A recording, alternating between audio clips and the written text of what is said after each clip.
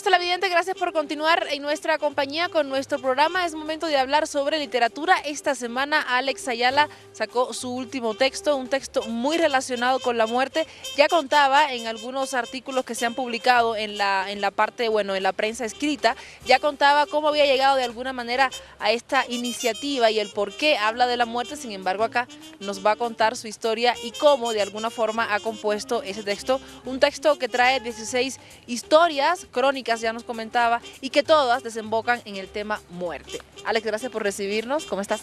Es un placer y estoy aquí. Recién hemos presentado Rigor Mortis, que como tú bien decías es un viaje a lo largo del país para entender mejor cómo morimos en el país, pero también cómo vivimos, porque al fin y al cabo la muerte es algo también muy relacionado con la vida, ¿no? Claro, muy bien. Cuéntame, me decías que tienes 16 historias en ese texto. ¿Por qué acudes al género de la crónica y no al cuento, no a la novela? Yo desde que comencé a escribir siempre he escrito textos reales, ¿no? Mi materia prima, la gente de carne y hueso, las personas o los personajes que tienen una historia que compartir con el mundo, ¿no? Hoy en día el periodismo narrativo es un género que no tiene nada que desmerecer al cuento y a la novela, y es un género además que nos da algo más. Es un género es un género que nos lleva a mundos que nos rodean y que nos cuenta historias que son verdad, ¿no? Y ahí yo creo que está el interés, ¿no? El que nos puedan decir qué ocurre en un país sin que haya inventos, sin que haya filtros, ¿no? Muy bien. Comentabas en alguna de las entrevistas que he leído sobre este texto que habías conocido a una persona mayor, a un señor que vivía con su ataúd en casa cerca de los Yungas. ¿Cómo fue esa experiencia? Eso fue en el año 2002. Yo hice un viaje a Yungas, un viaje por Trabajo. Me encontré con un viejito en una plaza como estamos ahora. Él me invitó a su casa y cuando llegué a su casa vi que tenía un ataúd encima de una viga. Y claro, eso a mí me despertó la curiosidad, pero la historia que había en él iba muchísimo más allá del ataúd. Él era excombatiente de la guerra de Chaco, era alguien que había sufrido mucho, era alguien que tenía perforado un pulmón y él era alguien que tenía en su cabeza que podía morir en cualquier momento. En un pueblo en Yungas no hay funerarias, no hay un cajón a mano cuando alguien fallece, y él plantó un árbol para construirse un ataúd porque él no quería dejar complicaciones a sus familiares que vivían en La Paz y en otros sitios, y es por eso que él vivía con su ataúd en su casa.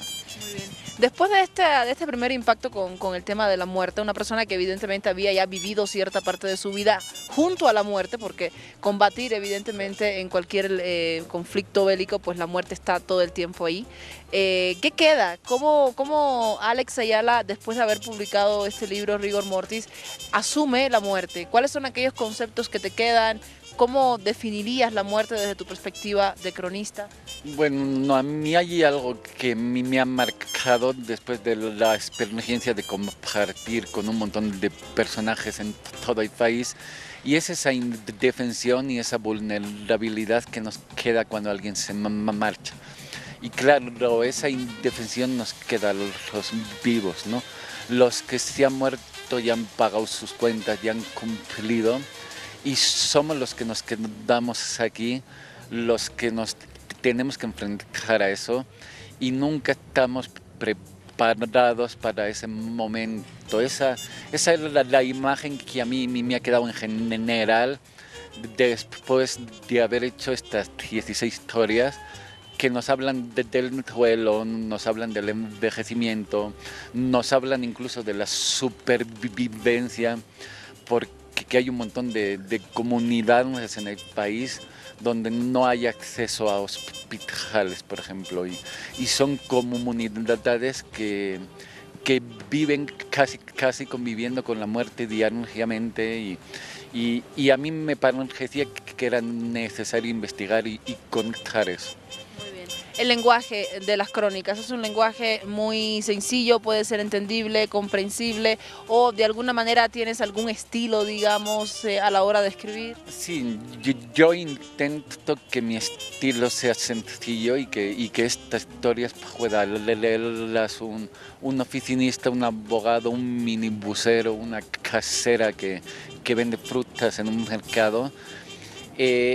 Pienso que son historias bien narradas. Yo siempre hago un esfuerzo por narrar todo lo mejor que se pueda, pero no son historias barrocas en el lenguaje, no se usan palabras que uno tenga que agarrar un diccionario a ver qué es. Y ese es el reto, ¿no? Yo creo que es más difícil contar una historia sencilla que fluya que más bien hacer todo lo contrario, una especie de entelequia que al final solo entienden 4, ¿no?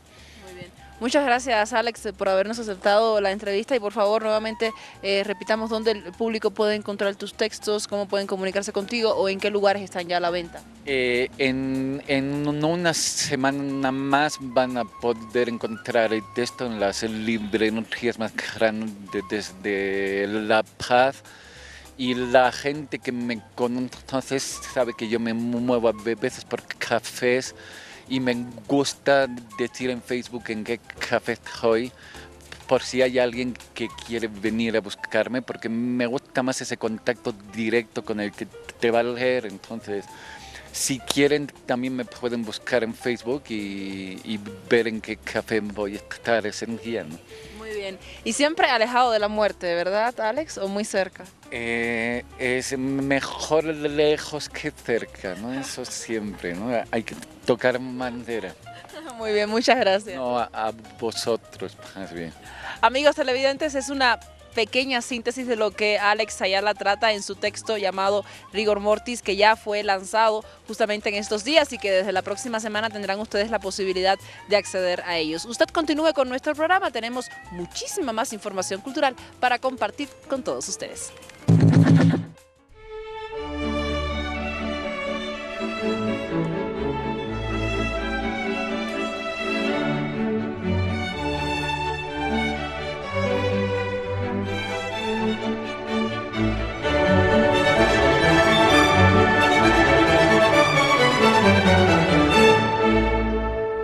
¿Qué tal, amigos? Me encuentro como siempre recorriendo nuestra ciudad, conociendo aquellos detalles que a veces los dejamos pasar de largo cuando hablamos de arquitectura, y nos encontramos para ello junto a nuestro casero y ya conocido Ismael Carvajal para conversar sobre este edificio tan conocido en nuestra ciudad pero también en nuestro país, el edificio del Monobloc ubicado en La Unza. ¿Cómo estás, Ismael? Hola, buen día, un placer estar contigo, Saray, otra vez en Inartis, así que contento, muchas gracias. Cuéntame, ¿qué pasa con este edificio? Lo conocemos como el edificio del Monobloc, es la universidad, la UNSA, pero ¿qué pasa con sus detalles? ¿A qué estilo pertenece? Bueno, estamos ante, sin duda, y esto sí que es un consenso general entre toda la comunidad arquitectónica, una de las joyas más importantes de La Paz, de Bolivia y sin duda alguna de la historia de la arquitectura boliviana. Por 3 razones principalmente. Uno, por quien la hizo, que es Emilio Villanueva, que es uno de los arquitectos y urbanistas más importantes que ha tenido este país. Segundo, porque este edificio hace lo que muy pocos edificios hacen en el país y marca un debate muy importante que hoy por hoy todavía está inconcluso, que es el tema de la identidad y si hay alguna arquitectura que represente a Bolivia y si estamos cerca o lejos de la arquitectura boliviana. Este edificio enmarca en su estilo, en su forma, en su configuración, ese camino. Nos acerca un poquito a identificarnos y a decir, sí, es posible que pueda haber una arquitectura boliviana. Es un edificio que manifiesta la iconografía de Tiahuanacu. Si vos ves el atrio y la puerta principal, está claramente representada la Puerta del Sol con la iconografía y también en los detalles y arriba del piso 13, que se muestra no solamente la iconografía tiahuanacota, pero que hace otra cosa importante, que da un paso adelante sobre eso y que muestra la tradición, pero la tradición hacia adelante, no hacia atrás, que es todavía una deuda muy pendiente dentro del campo de la arquitectura y dentro de la lectura que se debería hacer hacia una obra que representa realmente un parteaguas entre la historia de la arquitectura. Muy bien. Ismael, una consulta. Si bien tenemos los elementos tiahuanacotas muy bien marcados, la forma en la que está construido, así de forma, digamos, con una figura geométrica bien marcada, ¿verdad? Está también mezclando el tema de los cristales, que ya habíamos hablado anteriormente, que también era un símbolo de modernidad. ¿Acá se están mezclando ambos elementos? Claro que sí, y de una manera magistral, porque no solamente se habla sobre la configuración volumétrica, sobre el trabajo de la iconografía del edificio, sino también el aporte está en el material. El aporte está en el material. Es un edificio que no solamente exteriormente, no solamente visualmente, sino que funcionalmente puede competir hoy con cualquier edificio que se hizo hace 3 años. Es un edificio que, como te digo, hace lo que muy pocos edificios hacen en Bolivia, que es desafiar el tiempo. Desafiar el tiempo y desafiar este tema tan importante que es identificarnos a nosotros como bolivianos. Hay gente que ve en el monobloc un monolito, hay gente que ve en el monobloc una pureza muy simple y moderna, hay gente que ve en el monobloc tradición, pero que también ve modernidad. Y eso es un toque magistral de Emilio Villanueva, que bueno, hasta el día de hoy es una asignatura pendiente. Muy bien. Antes de terminar, Isma, ¿esto tiene que ver de alguna manera con los edificios a los cuales son mal llamados cholet en el Alto? Digamos que tienen esa mezcla de digamos, imágenes andinas, pero también el color que representa quizás a lo andino, a la cultura andina. ¿Puede considerarse esto un paso a priori, digamos, a esta otra dimensión de la arquitectura andina? No me animaría a hacer la comparación, porque yo creo que este edificio es realmente valioso porque se hace una buena pregunta. Y creo que este edificio, más que hacer una respuesta contundente, que sí lo es, atrás de este edificio hay una muy buena pregunta hecha por un gran arquitecto y que ha sabido traducir con veracidad y con precisión lo que su tiempo requería. No te olvides que este edificio es del 48, entonces para ese año y sacar esta clase de obra es realmente dar un paso adelante, que yo creo que las otras obras que tú me dices todavía tienen esa cuenta pendiente. Ya, muy bien, perfecto. Nos queda entonces nuestra cuenta pendiente, claro sí, de llegarnos hasta el Alto y analizar, ¿verdad?, estas propuestas que hoy son conocidas como la representación de la arquitectura andina moderna, ¿verdad? Sin embargo, la mezcla quizás que está incluido en ello, pues puede dar otros matices de análisis.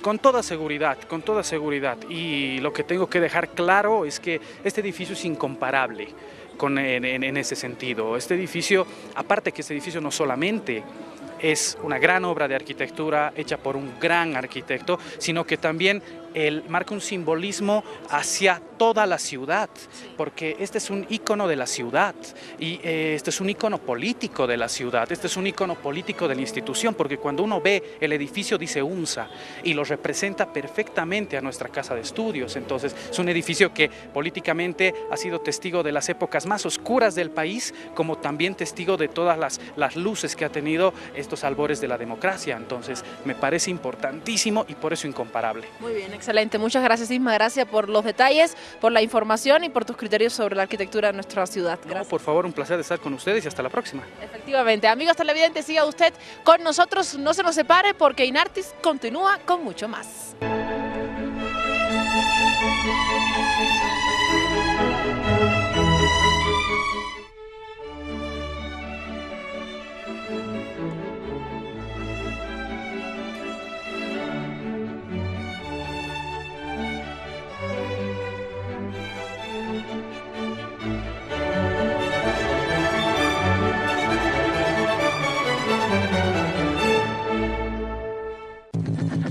Revisamos qué sucedió en materia de cultura en el ámbito internacional. Algunas de las informaciones interesantes sobre este tema.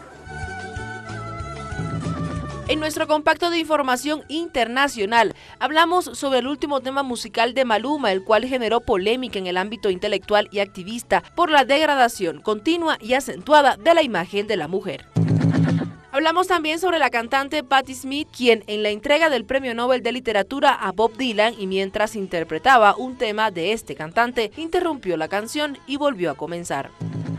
Hablamos sobre el inicio del Festival del Nuevo Cine Latinoamericano en La Habana con el filme argentino El Ciudadano Ilustre. Informamos sobre el Festival de Jazz que comenzó en La Habana, Cuba, con la presencia del jazzista Chucho Valdés. Finalmente comentamos algunos detalles sobre los festejos por los 100 años del tango La Comparsita, realizado por el cantante uruguayo Gerardo Matos.